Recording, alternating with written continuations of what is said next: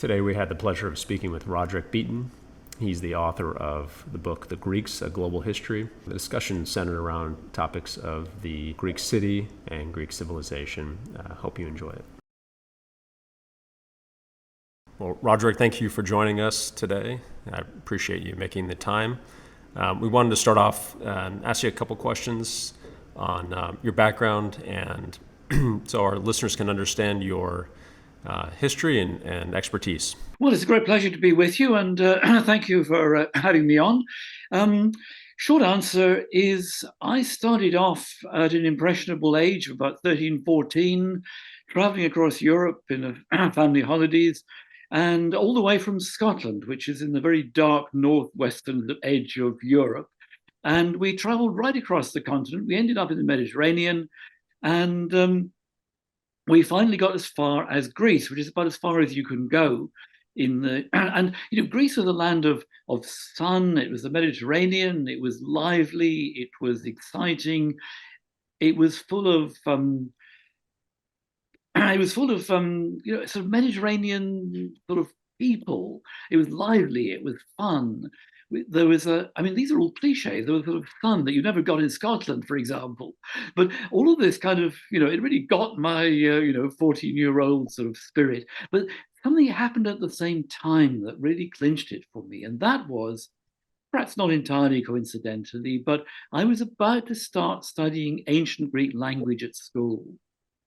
In those days, lots of people did Latin, but ancient Greek, as today, it's a bit of a niche subject. It's a bit specialist. Not so many people do it, and I was about to start ancient Greek. And the thing that I think really got to me on those early experiences of Greece, and there I was in a busy city street or in a sort of harbour side, hearing people yakking away 19 to the dozen at the tops of their voices in a language that was the same language that was spoken 2,500, 3,000 years ago, and that I was laboriously trying to learn to reconstruct on the page in school lessons. And that kind of set me on a path. I really wanted to understand Greece, to learn something about this country and these people. How did it come? What was the link over all those centuries? So in the end, I got beyond the cliches. I got beyond the fun summer holidays and the sun and the sea. I really got to grips with the Greek language, with Greek culture, with Greek history. And that set me on my professional path. I studied actually English literature at university at Cambridge, but then I went on to study modern Greek for my doctorate. And I went on to an academic career. I was 30 years. I was a full professor of modern Greek studies at King's College London. From which I retired quite recently. That's, in a nutshell, my story and my involvement with the Greek world, which I think is what we're going to talk about. Fantastic. So after retirement, then that's when the writing of your, I call it most recent book, The Greeks, A Global History, came to fruition. Well, indeed it did, because, as a practicing academic, as a professional, you're encouraged to work within sometimes really quite narrow parameters, and I was always very conscious of the various demands of research position, and indeed one's colleagues and one's students, they expect certain things. But having retired, that was a great opportunity, because actually I could write the books that I'd always been wanting to write, and actually I'd been living long enough and learning enough that I was kind of ready to write them, as I wouldn't have been 20, 30 years ago. Right. Well, the book is fantastic. It reads, I would say, more like a narrative rather than a history book. For me, I'm a very visual person, and it painted a picture of what Greek life could have looked like. So it was a very fascinating experience reading the book. It leads me into my first question. For the listeners, can you paint us a picture of what Athens after the Persian War looked like? It seems to be kind of the quintessential Greek city at the time, and I'm curious, how would you describe the physical form of that city? Well, thank you for beginning with Athens, because that is the kind of central focal point. And I mean, there's nowhere better actually to start than just after the Persian Wars. The Greeks and the Persians have fought a kind of David and Goliath struggle. It's the tiny Greek city-states against the biggest empire the world had ever seen in the 5th century BCE, before the Common Era. And the Greeks had come very close to losing. The city of Athens had been trashed. Even the temples on the Acropolis, which are the citadel above the main part of the city of Athens, they'd all been torched. The whole place was a ruin. And despite all the expectations, the Greek city-states, Athens and Sparta and a few other allies, they fought back, they beat back the Persians, and actually, amazingly, this mighty empire, they never came back. And this left the Greeks free to develop their civilization, which is, in a way, the Greek celebration of that unexpected victory became the foundation for the civilization that many in Europe and the West still look to today as the beginning of our own civilization. It all began with the Greeks, with Athens, in the wake of the Persian Wars. So you're starting with almost tabula rasa. Let's think a little bit about the topography, the landscape, as you say, how it looks. I take your point. You're a visual person. You're an architect after all. I'm a words person, but let's see if we can meet in the middle. Sure. Athens, it's a city, it's a town, it's a space built around an iconic rock. The rock that the ancient Greeks called the Acropolis. That word just means high city or citadel. But it's a kind of irregular rectangle with a flat top. It's pure rock, nothing much grows on it, with steep cliffs almost all around it. That marks off the center of the city. And where the people live had grown up then, round about it. It's a little bit, the people living around the rock, it's a little bit like imagining a lake filling up as the people build their houses. It gets bigger and bigger. In ancient times, it was quite a small circuit just below the Acropolis. Today, that lake has filled up to fill all the plain between the mountains and the sea. Athens now has 5 million people. But ancient Athens, we're talking about maybe 50, 60,000 people. It's a small place. But they're living in the shadow underneath this rock. On top of the rock, that's where they build their temples. The high city, the citadel, is the place for the gods to celebrate the gods, for their to have their sort of public rituals. And also, it's quite important in ancient Greek religion, the temple is the place where the god lives. So there's the whole aura of the divine associated with that. And guess what? The Greeks had the brilliant idea of storing their treasure in there. So everything that's valuable, in an earthly sense, you pile it inside those columns. And because of the sanctity of the place, no one's going to try to rip it off. It by and large worked. So you've got the sacred space, but also, as I say, there is that kind of irony in modern terms. The temples are also the banks, if you like, with their columns, with their pediments, graced with these amazing sculpture that the ancient Greeks are famous for. And then down below, in the shadow of that, is where, as I say, ordinary people live. They carry on their trades. It's a city-state. It lives very much by farming. People are free farmers. They have their farms outside the city sort of limits. And in the city, they bring the goods to market. At the center of the lower city is what's called the Agora, which literally means a market. But in the ancient Greek world, an Agora, or a market, is a place where you exchange not just goods and produce, but ideas. The ancient Greeks were inveterate talkers. They were constantly talking, they were arguing among themselves. And that's what they did in the Agora.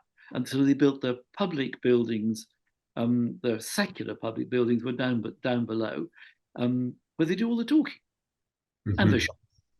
Interesting. Yeah. So I'm visualizing, yeah, very rugged landscape, very self-sufficient people, independent people, farmers on, what I would call almost a naturally defensible terrain in a way, very rugged and It is, uh, and also it's close to the sea. It's not on the sea, but it's close to the sea. About 5 miles away is the port of Piraeus, which was really developed as a defended port during the Persian Wars.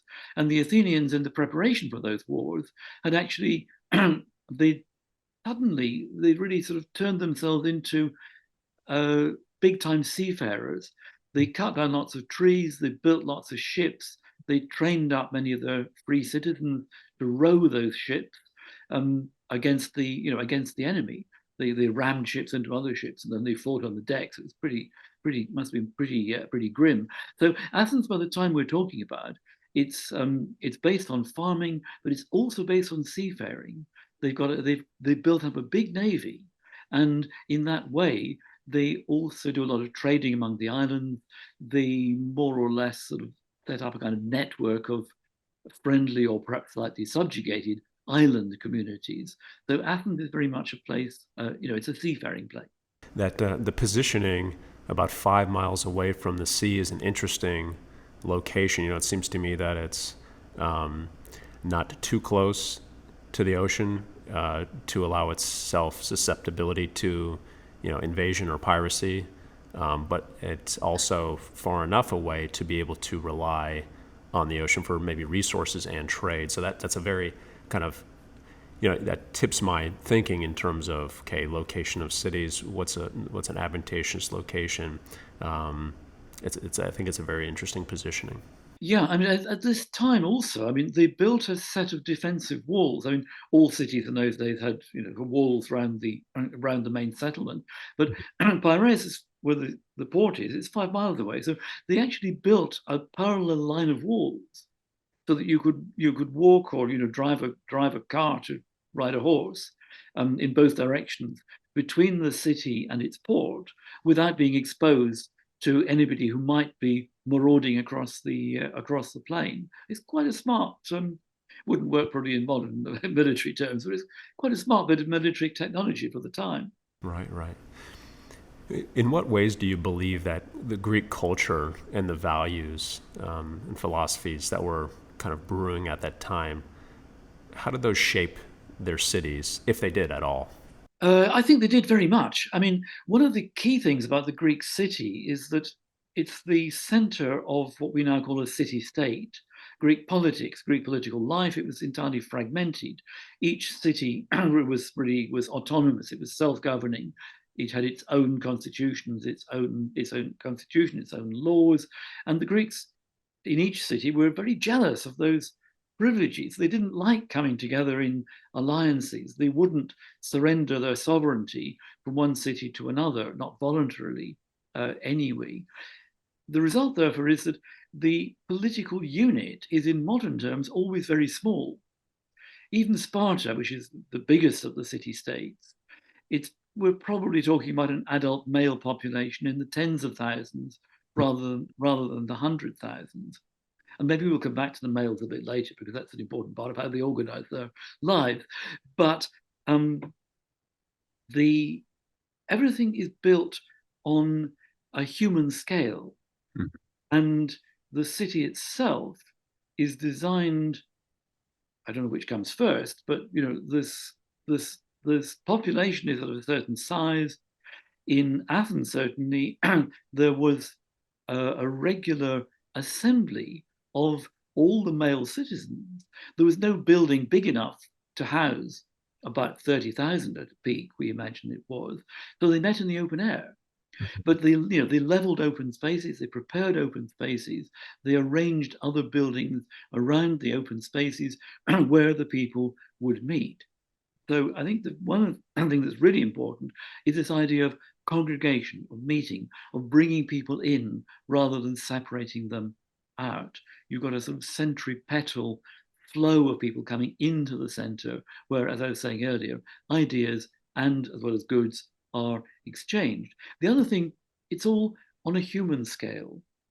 It's not like some civilizations where you got, I mean, the kind of parody of the megalomaniac ruler who builds the biggest building ever to celebrate his rule. There's nothing to compare with the pyramids of Egypt, for example, where you've got absolutely monumental architecture which commemorates the single figure of the pharaoh, the ruler at the top. And it's often said the Egyptian pyramid is a kind of symbol of ancient Egyptian society, a civilization that's built on the pyramid structure, the king at the very top and the base sort of building up from below. In the Greek city-states, everybody is basically pretty much equal. They've all got a stake in it. And there is this famous Greek saying, man is the measure of all things. And that's certainly true of their architecture. The Parthenon, say, the biggest temple on the Acropolis, and it has pillars which are 3 or 4 times the height of a human being, perhaps. But it doesn't dwarf the people. It's human, it's architecture on a human scale. I think these are probably the two most important things: debate and the human scale. Yeah, I think this idea of the human scale is incredibly important in an architectural sense, because we have seen cities, we've seen buildings grow, let's say, out of scale, and I think a lot of that is due to, and I'm referencing our contemporary cities, but I think a lot of that is due to the de-emphasis of the human and the importance of human interaction, human socialization with each other, and what that, in my opinion, creates is spaces that don't allow humans to interact, or they don't facilitate human interaction. They're more directed towards this idea of a large building as an icon, conceptual icon of the city, or as an artistic piece or something like this.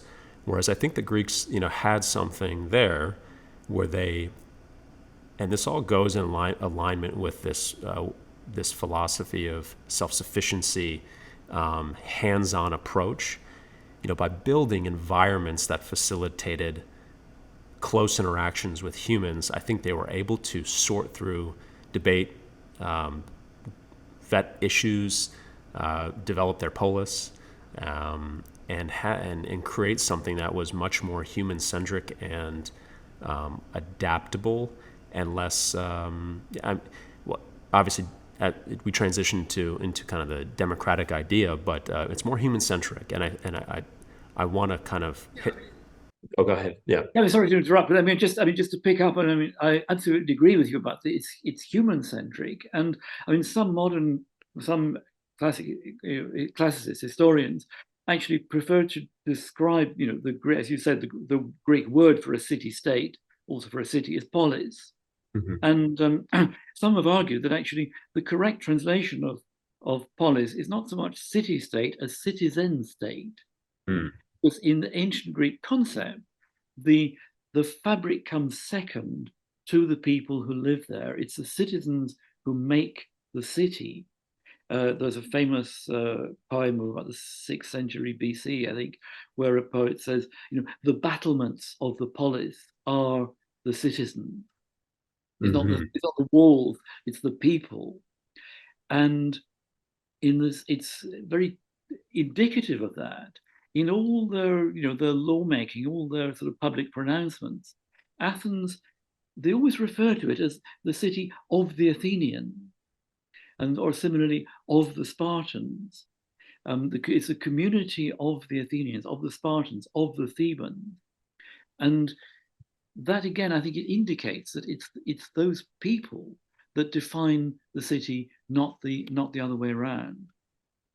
And then, as I think you're going on to say, it is the birthplace of democracy. This idea of free association, of the citizens coming together, debating, making communal decisions. This, so far as we know, first happened in Athens, possibly round about 508, 507 BCE, when there was a famous revolution that seemed to introduce the earliest form of people's rule, which is the literal translation of the word we still use, demokratia, democracy.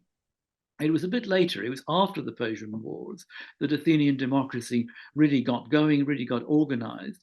And it was in the time of Pericles, about a generation after the Persian Wars, the same time when the iconic buildings on the Acropolis were all built under the direction, the leadership of Pericles, that you really get the Athenian democracy developed to the full. It's also worth mentioning in parentheses, since I mentioned Pericles here, that he's often referred to, Pericles in Athens, Pericles, the great statesman of Athens. He did dominate Athenian political life for about 20 years, but it was a democracy. And that in those days, everybody, all the men, had a vote, and they voted not just every 4 years, as you do in the US, but they voted every year. And sometimes the same people came back year after year, but they had to get it right in order to be voted back into position. And if you did it badly, they had a different kind of election where everybody would write on a broken bit of potsherd the name of someone they really hated, and if enough votes are cast for the same name, that person was actually sent out of the city, sent into exile for a period of 5 or 10 years. We call that, well, they called it ostracism, which is a word we still use with a slightly different sense.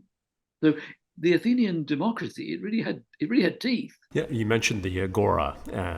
It's kind of one of these central areas of the city where a lot of the interaction, socialization occurred.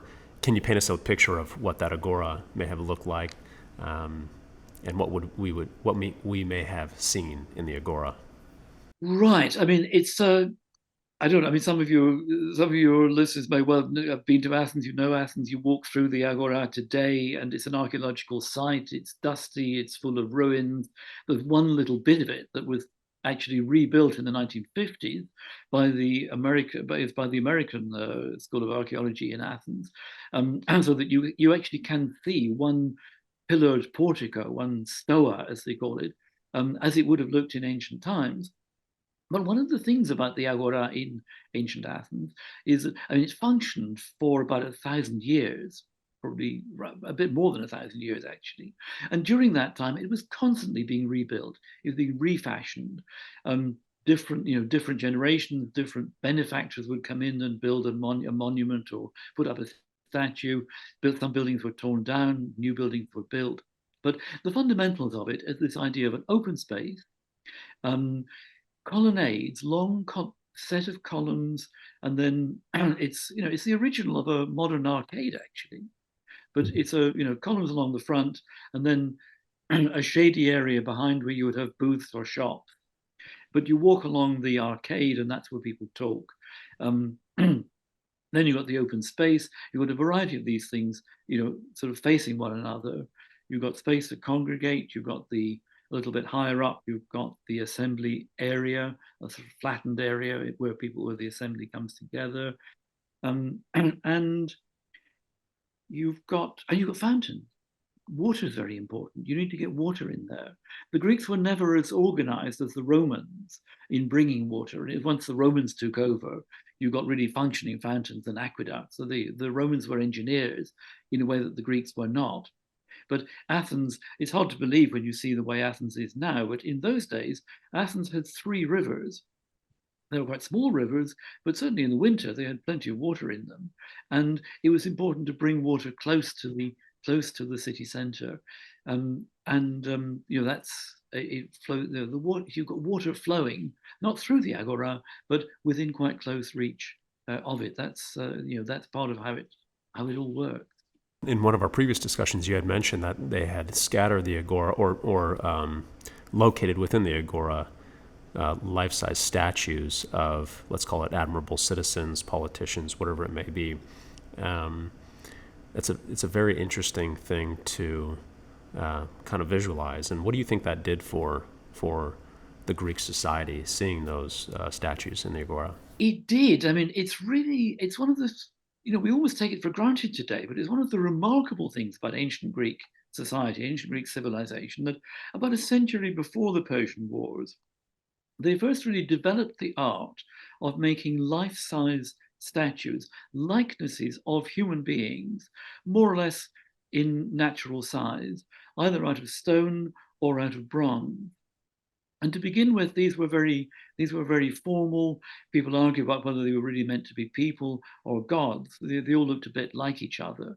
But by the time of the peak of Greek civilization, after the Persian Wars, Greek sculptors really went to town on studying human anatomy.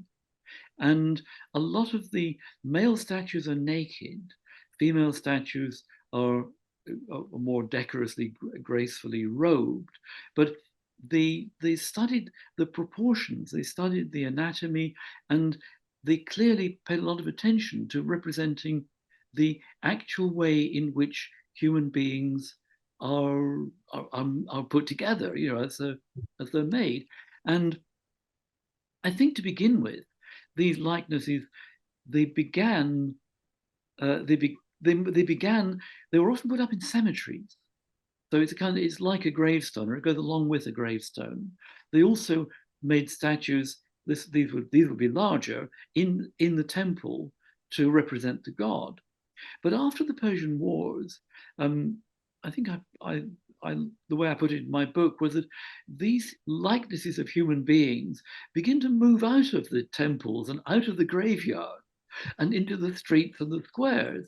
They become part of daily life, and they're more and more diversified. They're prominent citizens, the people who, whom society wants to be remembered.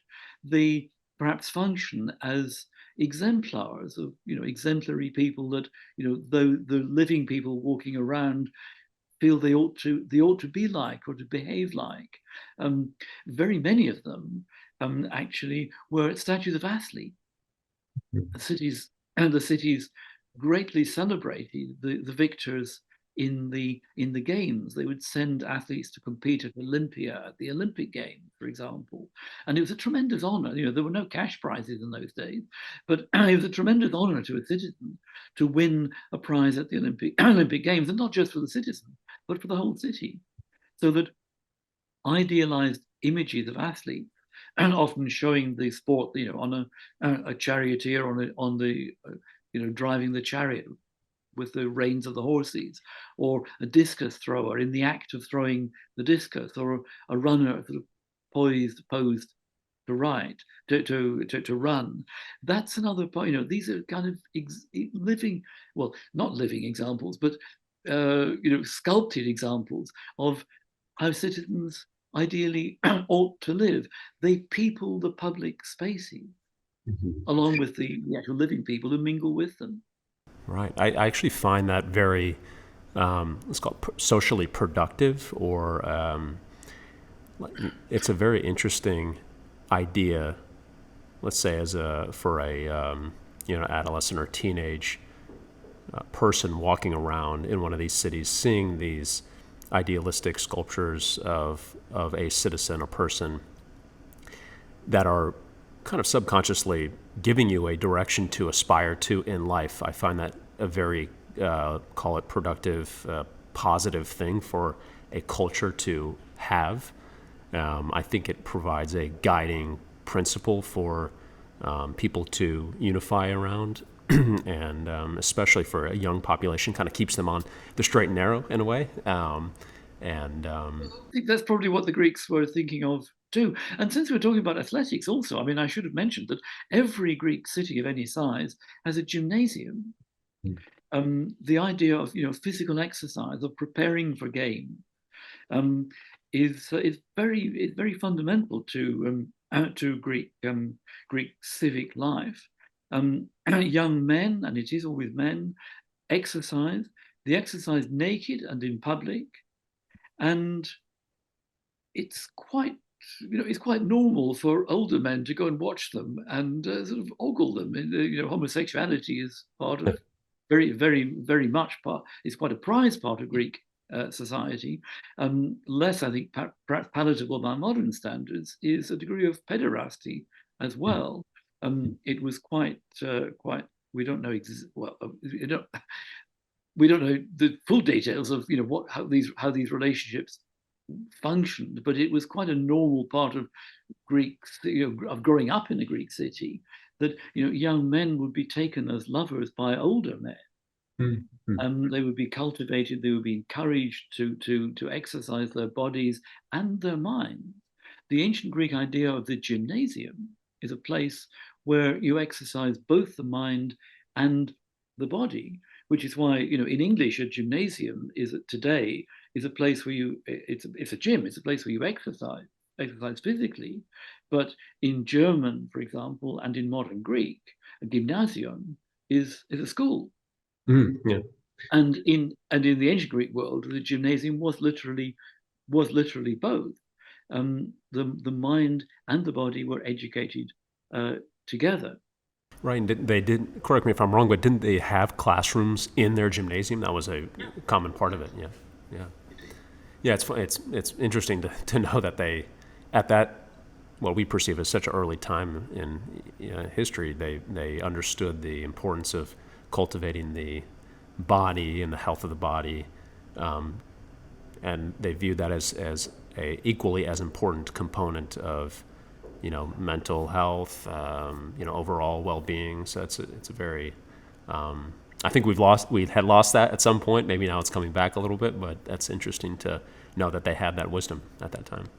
Sure, I mean it's part, of course. I mean that's part of the ancient Olympic Games, and that philosophy is very much part of the revival of the ancient Olympic Games at the end of the 19th century, which was partly, it was an attempt to get back to ancient Greek ideas about athletics and the value of exercise and athletics and competition, but obviously in a modern context. Well, are there components of the Greek city or Greek polis that you believe could be useful for, let's call it, consideration of re-implementation into our contemporary cities? Well, I mean, I suppose in a way I'd kind of turn the question round, because I mean, in my answer, because I would say that since the late 18th century, um, broadly in Europe and America, in the West, we have quite consciously and to quite a large extent tried to model our cities on ancient Greek um, models. Partly ancient Greek, partly the Roman tradition that developed out of that. But for example, the rectangular grid plan that is standard in many newly founded cities and all over the Western world in the late 18th, early 19th centuries, including many newly founded American cities. That grid plan goes back to a town planner called Hippodamus of Miletus, who lived at the end of the 5th century BCE. And it is a Greek model of town planning that was later taken up by the Romans.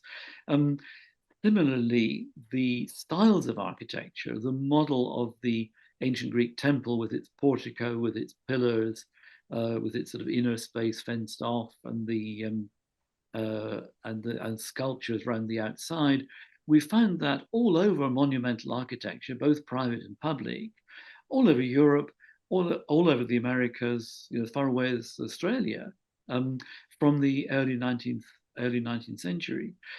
So, I mean, I think in a way, we may have, of course, we've moved on considerably from the neoclassical, what we call sometimes the classical revival of the late 18th and early 19th century, and maybe not for the better.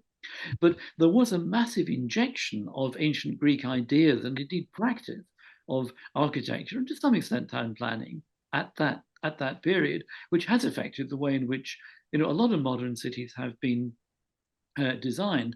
And I think perhaps one of the most spectacular examples of that actually is your nation's capital, Washington D.C., where there are some there's a whole massive national monuments in the center of Washington D.C., which are almost all of them built on classical models.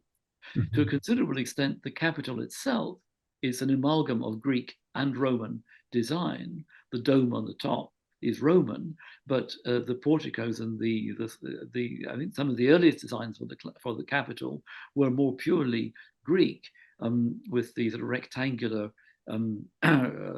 pediments and columns and pediments. And the my favorite example of all is the Supreme Court building, which I believe was finished in 1935. So we're coming a bit closer to our own period. But I mean, that is an exuberant imitation of or glorification of the design of an ancient Greek temple, right in the heart of of a modern, functioning modern city. And I think it's no accident that it's some of the most important buildings in national life, the Capitol, the Supreme Court. You can't get much more important than that. Those are the ones that the architects, the town planners of the 19th and 20th century thought it was important to model on ancient Greek precedent. In terms of how we might, what we might unleash or go back to that might have been ignored in earlier modern times, that we might get back to from the ancient Greeks. I think I would really have to reiterate that point we were both making earlier about the importance of the human scale of Yes. people in a city. And there, I mean, I suppose I would contrast your nation's capital to your nation, the Big Apple, New Right. York, Right. where the scale is surely anything but human. It's pretty impressive, but it's not obviously not modeled in that way on a human scale. Maybe there's room for both, or for some degree of compromise between those. But I would certainly, I mean, I feel comfortable in an urban space where attention is paid to that's the relation of the size of the people to the size of the buildings. There should be enough open space that the people can congregate, they can get together, they're not dwarfed, they're not intimidated, they're not segregated either behind barriers. um, Again, I think that's something that the Greeks, they didn't know where their politics were pretty chaotic often, but they never even tried to keep people apart. They recognized that people getting together is the very essence of civic life. And after all, the life of the polis gave us the very word politics. Mhm. Politics in ancient Greek were the affairs of the city state. Everything that we call, and there's a whole load of other English words that come from this, like politics, politician, polite, police. They all come from that same idea of the polis, which is, let me remind you, the citizen state. It's a state made up of people on the scale of people. That's in the American Constitution, by the people, for the people. It's all in there. It's not by the building for the building. It's by the people for the bill Yeah, for the people. Yeah. yeah, Yeah. On that same vein, with with the human scale factor of cities, absolutely, I think that's critical. Like I said, I think we had lost that at some point. I think we're now reverting to that. We're becoming conscious of the fact that we had maybe neglected or dehumanized cities a bit, and now we're kind of coming to saying, hey, that these spaces don't feel right. They don't feel safe, and you can see in later trends, maybe in the past few decades, that that awareness is coming to and being re-implemented into society.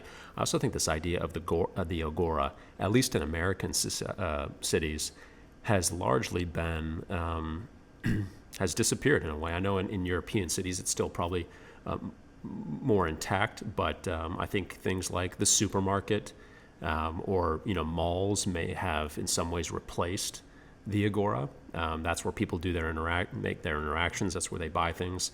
But I do think that there's this idea of this kind of open air social space where people can make transactions, have discussions, meet, socialize, debate. At least from my observation, I think that is largely missing in a lot of American cities. Curious to hear your thoughts on that. Well, I mean, I don't know that many American cities, but so I'll defer to you on that. But I mean, the same's true very often in the UK. In Europe, it varies quite a lot. I mean, throughout Europe, including the UK. I mean, actually, there's been quite a lot of reversal of that. I mean, a lot of city centres now are pedestrian, or there are large pedestrian areas in the centre of them. And that's true in Athens. It's true in Rome. It's not quite true in London, but that's a different story. Um, there are possibilities, and certainly it's something that's very much part of public debate. I think in many parts of in many parts of Europe. But you're absolutely right. I mean, I think the key word you said there was social. Cities are, after all, social, and Mhm. that idea that you would actually the the market out of the city centre to the margin. I think the ancient Greeks would have found that you know extraordinary. I mean, why would you do that? But then, of course, it's also a matter of scale. We're talking about cities on a scale that the ancient Greeks could never have imagined. Well, thank you, Roderick. That was a fantastic discussion. Can you tell us a little bit about your book? Well, this is my most recent book. I'm very proud of it. I hope you don't mind me showing it, holding it up to the screen.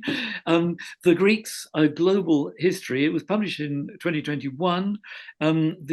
In the US, it's available in paperback since the end of last year, I think. Um, I would like to I'd like to think it's available in all good bookshops. It is an attempt to. It's quite a thick book, I must warn you, but it's just under 600 pages, but it's not too small print.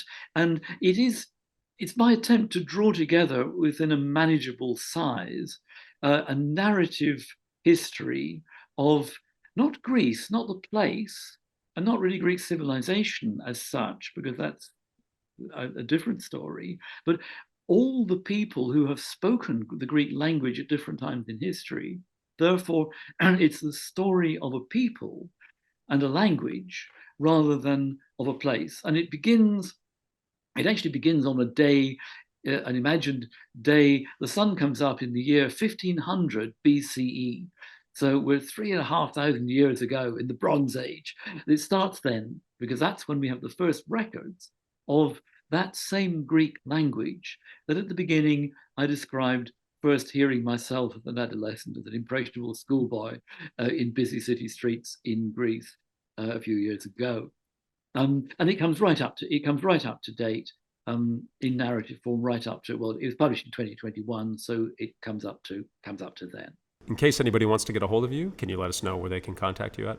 Yes, sure. I mean, I don't have any social media accounts, but I'm an emeritus professor at King's College London, and I can certainly be found. My email address can be found through King's College London. Also, I'm chair of trustees at the British School at Athens, or BSA, and again, I have an email account attached to that, so you can find me through either of those websites. And if people have any questions, I'd be very pleased to try to answer them.